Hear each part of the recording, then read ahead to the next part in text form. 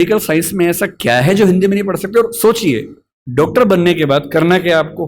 आपको डॉक्टर बन के आम आदमी का इलाज करना है। भारत की आम आदमी की हालत क्या है? डॉक्टर के पास जाता है, उसको एक वाक्य समझ में नहीं आता है। डॉक्टर 4 लाइन इंग्लिश के बोलता है, कुछ मुश्किल शब्द बोलता है, तो वो मान लेता है कि ज्ञानी आदमी है, ठीक बोल रहा होगा। उसे अपनी हेल्थ के बारे में एक वाक्य ठीक से समझ में नहीं आता है। किसी विकसित देश में चले जाइए, डॉक्टर की जिम्मेदारी होती है कि जब तक मरीज सारी बातों को ठीक से न समझ ले तब तक इलाज शुरू नहीं कर सकता है। हमारे देश में भाषा का अंतर ऐसा है कि मरीज अपनी बीमारी को ठीक से कभी समझ ही नहीं पाता है। ऑपरेशन तक की सहमति ले लेते हैं अंग्रेजी बोल के। वो समझ नहीं पा रहा होता, हाँ तो हो गया, साइन कर, हाँ साइन कर दिया। उसमें क्या लिखा हुआ है कि तुम्हारा ऑपरेशन करेंगे, तुम मर भी सकते हो, मर गए तो तुम्हारी जिम्मेदारी है। कुछ पता ही नहीं उस बेचारे को। क्यों भारत का हर डॉक्टर, तमिलनाडु का डॉक्टर तमिल में क्यों ना बात करे पेशेंट के साथ? कर्नाटक का डॉक्टर कन्नड़ में बात करे, हिंदी का डॉक्टर हिंदी में बात करे। और अंग्रेजी मातृभाषा वाले जो 2,70,000 लोग हैं, उनके लिए कुछ डॉक्टर इंग्लिश वाले रख लीजिए। डॉक्टर की भाषा तो समाज की भाषा होनी चाहिए। यही कानून के साथ है। हमारी जुडिशरी इतना जबरदस्त जुडिशियल फ्रीडम, जुडिशियल इंडिपेंडेंस, संविधान का मूल ढांचा है, सब बातें बढ़िया हैं। पर जिस देश की आबादी में 2,70,000 लोग अंग्रेजी मातृभाषा वाले हों, उस देश का सुप्रीम कोर्ट सारे निर्णय अंग्रेजी में ही देगा, ये कहां का लोकतंत्र है? यहां आपका जो जुडिशियल इंडिपेंडेंस है या जुडिशियल रिस्पॉन्सिबिलिटी है, वो कहां चली जाती है उस समय?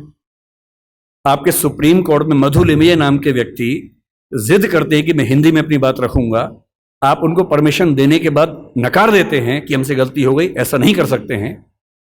मेरे देश में, मेरे सुप्रीम कोर्ट में अपनी भाषा में आप बोल भी नहीं सकते। आप 28 राज्यों में से केवल 4 राज्यों में हिंदी में हाई कोर्ट में बात करने की परमिशन देते हैं। मेरे लोकतंत्र का मतलब क्या होता है? कुछ गिने चुने एलिट्स के हिसाब से जनता अपनी भाषा बदलेगी या जनता की भाषा से प्रशासक भाषा बदलेंगे अपनी? अगर लोकतंत्र है तो लोकतंत्र में जनता की भाषा ही केंद्र में होनी चाहिए। कोई और भाषा केंद्र में कैसे हो सकती है? पर हम लोग इतने आदी हो चुके हैं, हम स्लेव मेंटेलिटी के इतने अभ्यस्त हो चुके हैं कि हम ये प्रश्न कभी नहीं करते। हमारे सुप्रीम कोर्ट के चीफ जस्टिस या कोई जज हिंदी में क्यों नहीं बात कर पाते? और नहीं कर पाते, मैं फिर बार बार कह रहा हूं, मामला सिर्फ हिंदी का नहीं। मेरी इच्छा है कि सुप्रीम कोर्ट के बहुत सारे जजेस में कुछ को तमिल ठीक से आती हो, कुछ को तेलुगु अच्छे से आती हो, कुछ को मराठी आती हो, कईयों को हिंदी आती हो।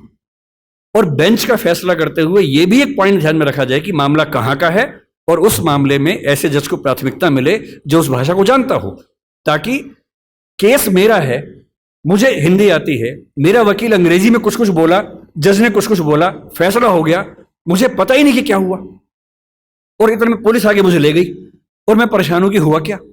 मेरे मामले के किसी प्रसंग में मेरी भूमिका ही नहीं है, क्योंकि सारी प्रक्रिया 2 ऐसे व्यक्तियों के बीच में चल रही है जिनके पास एक भाषा है जो मेरी भाषा नहीं है, जबकि मामला मेरा है। और कहने को लोकतंत्र है। ये लोकतंत्र नहीं है, ये भाषा के स्तर पर तानाशाही है, बुरी चीज है। और मैं जब भी ये बात कहता हूं, बार बार कहता हूं, ज्ञान की भाषा के तौर पर अंग्रेजी का सम्मान करना जरूरी है, क्योंकि रिसर्च आप उसके बिना नहीं कर पाएंगे। बहुत मामलों में सीखने की जरूरत है, उससे भी, जापानीज से भी, फ्रेंच से भी, सबसे सीखने की जरूरत है। लेकिन आपके देश के सुप्रीम कोर्ट में, हाई कोर्ट में आपकी भाषा में बात ना होती हो, ये बुरी बात नहीं है, शर्मिंदगी की बात है। हमें एक समाज के तौर पर शर्म आनी चाहिए, ये उससे कम बात नहीं है।